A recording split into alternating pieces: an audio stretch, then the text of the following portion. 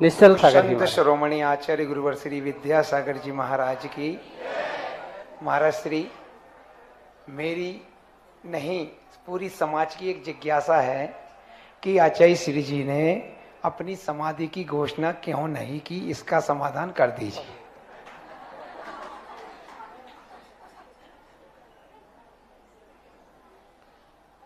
बड़े आदमियों की, महान आदमियों की अंतरंग परिणति को घोषित करना ये अनधिकृत चेष्टा है, क्योंकि महान आत्माएं महान ही होती हैं।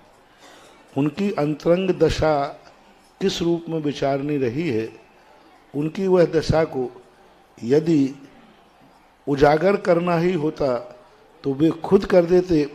इतना बड़ा आचार्य अपनी खुद की दशा को उजागर नहीं कर रहा है और अपन उसको उजागर करने की चेष्टा करें तो ये अनधिकृत चेष्टा होगी।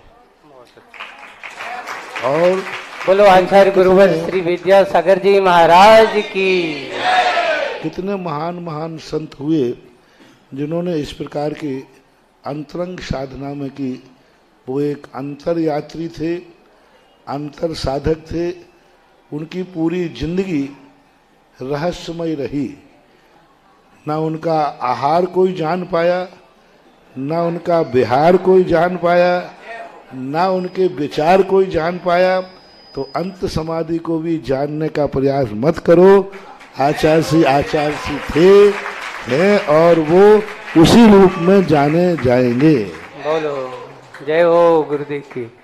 और पूज्य महाराज श्री के उस पूज्य आचार्य भगवान के उस वैभव को जानने की कोशिश करें, इसलिए कहते हैं आचार्य श्री अनियत बिहारी। तो आचार्य श्री ने कभी अपनी बात, अंतरंग की बात तो किसी से कही ही नहीं, तो इतनी बड़ी बात कैसे कह देते। कभी धन्य कुमार जी कौन है, उनको दो। और तैयार रहेंगी संध्या जैन, कहाँ की है पता नहीं, दिखाए संध्या। नमोस्तु मुनिश्री। मुनिश्री, कुछ लोग मूर्ति पूजा को पत्थर पूजा कहते हैं, कागज के टुकड़ों को तिजोरी में रखते हैं। शासन की मान्यता कागज के टुकड़े को मुद्रा बना देती है, जगह तिजोरी में होती है। भक्त की मान्यता पत्थर को भगवान बना देती है, पूजा मंदिर में होती है। मुनिश्री, मेरा प्रश्न ये है कि मूर्ति पूजा पत्थर पूजा कब हो जाती है? हम तो पत्थर पूजा नहीं करते, हम तो भगवान को पूजा करते हैं। मूर्ति तो माध्यम है। गुरुदेव कृपया समाधान कर। पत्थर की या मूर्ति की पूजा होती ही नहीं है। मूर्ति मान की पूजा है। मूर्ति और मूर्ति में अंतर है। जैन दर्शन ने मूर्ति की पूजा का उल्लेख नहीं किया, मूर्ति मान की पूजा का उल्लेख किया। व्यवहार में कहना पड़ता है कि आदिनाथ की मूर्ति है, लेकिन जब पूजा करता है, नमोस्तु करता है, तो मूर्ति को नहीं करता, आदिनाथ को नमोस्तु करता है। पूजा में मूर्ति की स्थापना नहीं करता, आदिनाथ की स्थापना करता है।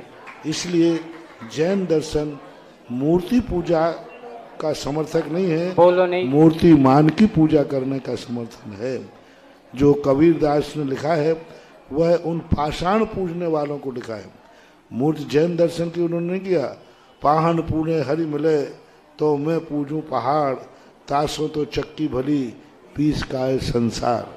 तो वो वहाँ जो पाषाण की पूजा करते थे, पत्थरों की पूजा करते थे, उनके लिए है। मूर्ति में जैन दर्शन ने हमेशा मूर्तिमान की पूजा की है, इसलिए ऐसा सोचना उनका गलत है। ऐसा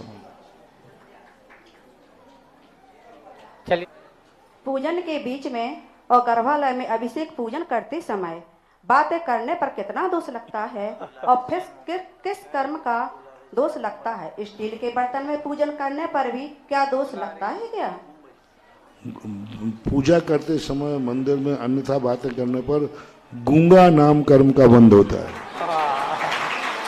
आगे आगे जाकर के भगवान उसको वाणी ही नहीं देगा, ऐसी योनि को वो प्राप्त हो जाता है। स्टील के बर्तनों में दोष तो नहीं मान सकते हैं, लेकिन तुच्छ धातु है, धातुओं का फर्क होता है।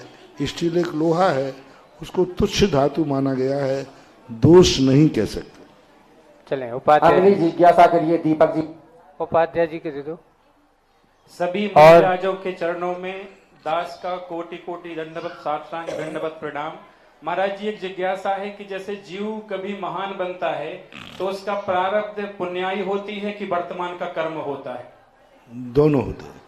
जैसे एक व्यापार करने के लिए पूंजी की जरूरत होती है, लेकिन पुरुषार्थ की भी जरूरत है। पूंजी लगाकर दुकान बंद करके बैठ जाए तो कोई लाभ होने वाला नहीं। भाग्य का भी सहयोग है, लेकिन मूलतः पुरुषार्थ की रहती है। यदि पुरुषार्थ सम्यक है तो भाग्य की लकीरें भी बदल जाती हैं। गुरुवर के चरणों में बारंबार नमोस्तु। गुरुवर, मेरी जिज्ञासा यह है कि जैन दर्शन में ज्योतिष शास्त्र और वास्तु शास्त्र का क्या स्थान है एवं इसकी मान्यता है कि नहीं? ज्योतिष शास्त्र का वर्णन द्वादशांग के अंतर्गत आता है और शास्त्रों में वर्णन इसका प्रकीर्णक रूप से प्रथमान योग में देखने में आता है। वास्तु की व्यवस्था के संबंध में अलग से कोई जैनाचार्यों के कोई ग्रंथ नहीं है, लेकिन जब शास्त्रों को पढ़ते हैं जैसे राजवार्तिक आदि ग्रंथों में, उनका जो कथाओं में कथन है उस कथन में वास्तु के अंश देखे जाते हैं। वास्तु एक लौकिक विषय होने से जैनाचार्यों ने उसको रेखांकित नहीं किया।